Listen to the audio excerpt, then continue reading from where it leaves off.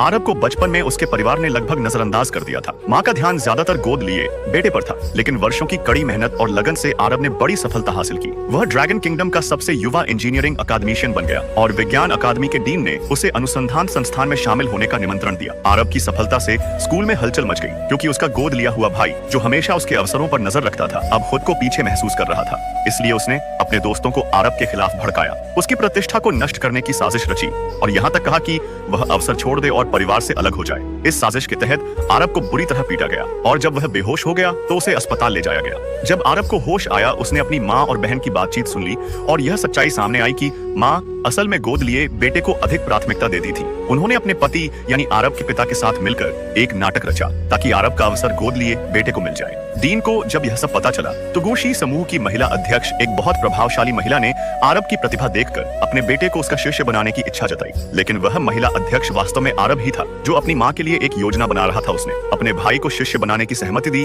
और अपनी चिप तकनीक का लाइसेंस माँ की कंपनी को दे दिया ताकि उनकी मदद हो सके। लेकिन माँ ने फिर से विश्वासघात किया। उसने आरब का निमंत्रण पत्र चुराकर गोद लिए बेटे को दे दिया। आरब का गुस्सा अब असहनीय था।